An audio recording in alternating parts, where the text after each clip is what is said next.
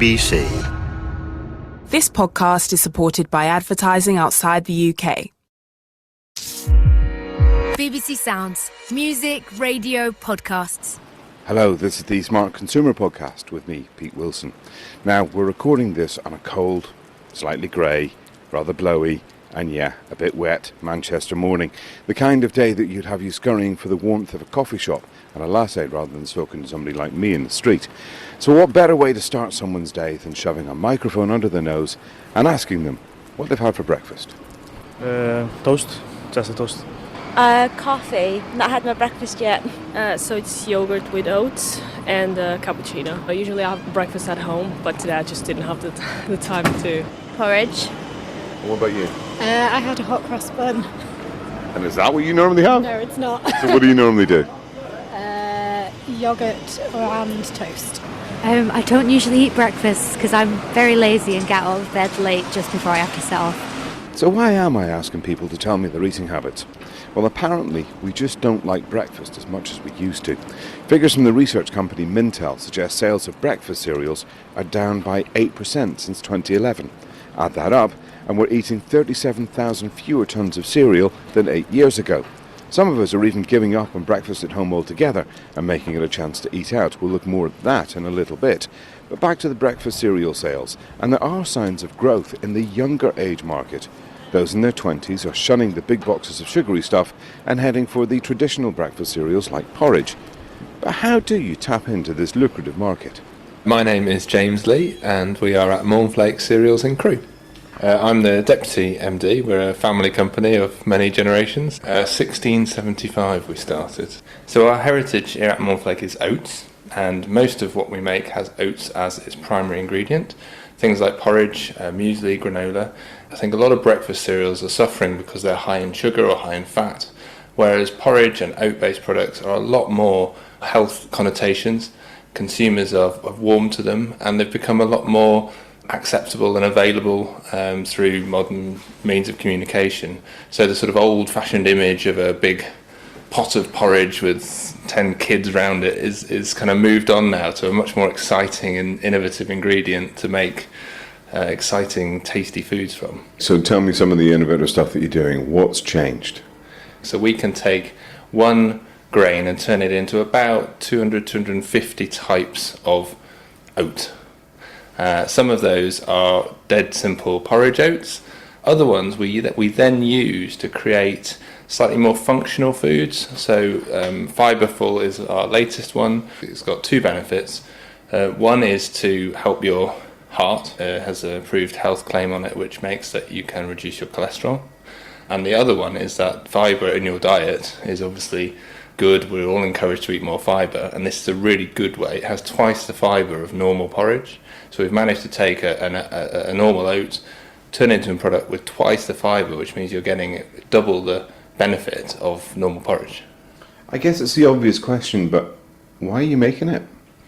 Because we're trying to make a oat and an ingredient more available and acceptable and satisfy different people's demands. When people think of food, they're looking at it from an angle which is trying to satisfy a need. A lot of the time it's taste, a lot of the time it's value for money, but increasingly it's around health, and it's about excitement, and it's about making sure that we are tapping the younger generation especially into some of these traditional benefits in a way that gets them going, excites them, engages them, and gets them eating it basically.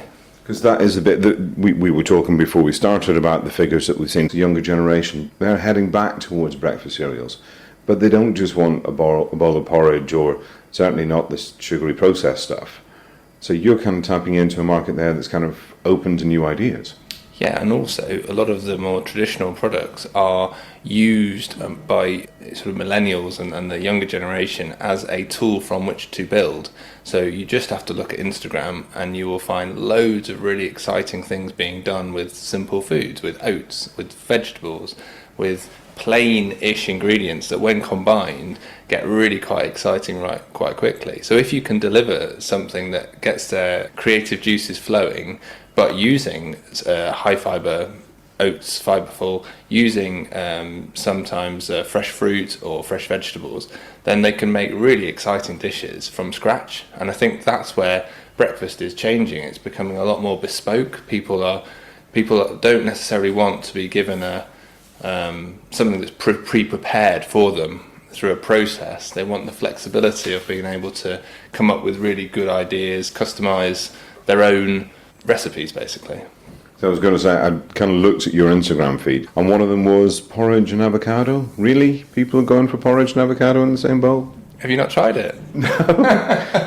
Yeah, it's great. And why stop there? You can put porridge with anything. Savoury porridge is a great thing as well. So, chicken and mushrooms in your Mornflake oatmeal. Why wouldn't you do it? It tastes great. Do you think it's kind of flash in the pan stuff, that it's kind of fashionable to do this and it's just a trend, or do you think it's going to be hanging around for a bit? I think it's always been there. I think people have always been creative in their kitchens. I think what's probably changed is that you can communicate it so much better now, and you can, really spread your message amongst your friends and family and peers, and you don't have to take ready meals or what's presented to you. And in the breakfast environment, that means that you don't have to have pre-prepared big box sugary cereal. You can create stuff using really quite healthy ingredients. And Mornflake's specialty is in creating milling these fantastic starters that you can either make porridge or you can add to. You can, for example, mix oats with apple juice, leave it in the fridge overnight, add some fresh fruit, and in the morning you've got a perfect Bircher muesli that you can then put in your container, take to work, bring the container back. It's environmentally responsible, there's nothing wasted, and you just repeat the process for the next day. And it's cheap. It is, it's fantastic value. You can have a whole bowl, including the cost of getting it home, the water, the electric, the whole lot, and you'll be eating a whole meal for tens of pence, 10, 20p at most. And that is incredible value for an entire meal.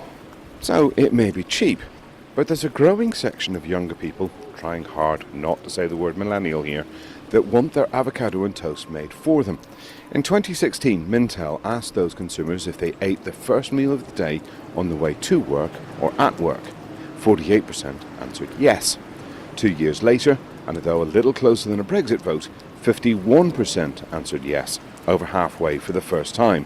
And we're not just talking about grabbing an all-day breakfast roll and a coffee on the way into the office. Some people are making a real meal out of it. So my name is Sam DeWoody and I'm the owner of the Coffee Pot in Manchester. At the weekends, Friday and Saturday, we can do 500 to 600 covers a day, which is lots, so we're weekend heavy. And in the week, Mondays is busy because you have a lot of people staying over from the weekend. It's quieter Tuesday, Wednesday, Thursday, then Friday it gets full again for the weekend. So.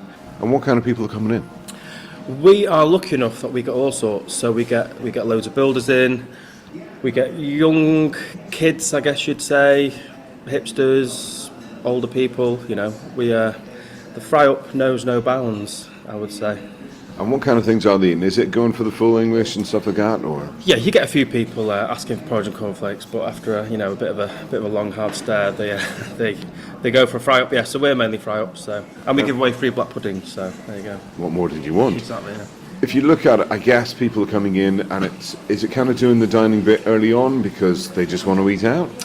Yeah, I think at the weekend, I think people like to get up and get out. I think people are at work all week and it's a bit dull, and then. Yeah, you get up, you come and have a nice big breakfast, then you set up for the day. You go out into town, or you go out and watch a gig and stuff. So I just think, especially what we do with fry-ups, I think it's such a pain to do at home. All the ingredients you have to buy and the time and the cleaning. It's just easy to come here and you get tea, toast, the whole works in one hit. So it's almost a bit of a social event. It's not just an idea coming out for breakfast then. No, not at all. I think for us at the weekend especially, we have a lot of hen parties, a lot of people, during the week especially, we get a lot of people that will fly over from America and they'll Google, place to have best breakfast in Manchester and come to us, which is nice. So I think it is a social event. During the week we get a lot of just solo diners. What's your name? Gareth. You're in having breakfast this morning. First of all, tell me, what'd you have? I had a vegetarian breakfast, which was some vegetarian sausages, vegan black pudding, baked beans, a fried egg, that kind of thing. I'm here doing some work for the day. I've been staying at a friend's. We didn't have time to have breakfast this morning, so this is... it's not a treat. It kind of is and it isn't. And is it something you do regularly? You can be honest, don't worry. Maybe once a week. Always cooked? Most of the time, yeah. I think if I'm going to go out for breakfast, I want to have something that's actually going to see me through the day. And the days that you don't, what do you have? I usually have brown flakes with milk. I usually have some sort of cereal, maybe porridge. If I feel like I've got a bit more time on the weekend, I might make something a bit more like a cooked breakfast, but try and go a bit easy on the meat. I'm aware that it's a little bit of a luxury. I don't earn huge amounts of money, but at the same time, I think it's important to give yourself treats when you can. It's quick, you're in and out, within 30-40 minutes. You're not washing pans, you're not having to go buy sausage, eggs, bacon, black pudding, mushrooms, So yeah, in and out and take the hassle away, like you say. So we've got long wooden tables that fit 8, what we can stick together. So in this little area here, 3 long wooden tables, you can fit like 24 on here.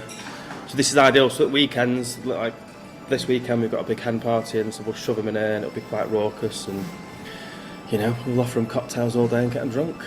Exactly what you want, really, on a hen party, apparently. Give me an idea of what costs. What are people actually spending when they come out with you then? So ours is around a tenner just for the straight meal, and then obviously we try and salmon, orange. If they're looking particularly rough, we'll offer them a pint. We serve alcohol from 10, and you'd be surprised how many people go for hair of the dog. You're really out for that one at 10 in the morning? Yeah, the weekend especially. We get loads of people on Bloody Marys. We do a very good Bloody Mary. And when you're out, say you're on a stag do or out with the lads, one of you has a pint and then you all crumble.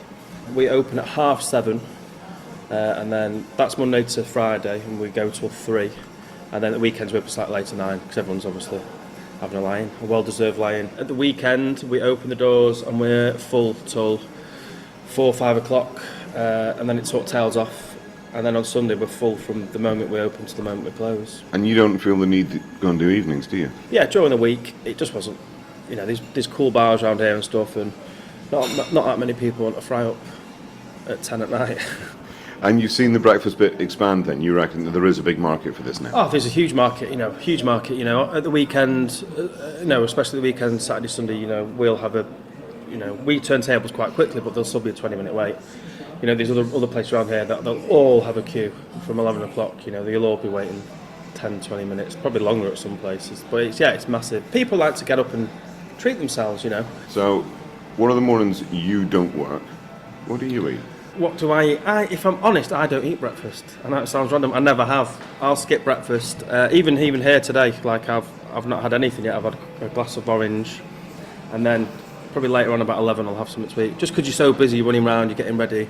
The funny thing is, on my days off sometimes, my son will say, can we go to the coffee pot? So I end up eating in here as sort of a secret diner that everyone obviously knows who it is. But I do like a fry up, a granola every now and again. I like avocado on toast, but there's nothing like a greasy fry up, especially when you've had a few beers.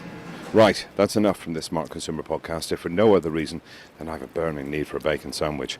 We'll be back with another podcast next week, so make sure you subscribe on BBC Sounds. Smart Consumer is made by the team who make Radio 4's Consumer Affairs programme You and Yours. It goes out every weekday at 12:15. If there's a topic you think we should look into, email youandyours@bbc.co.uk.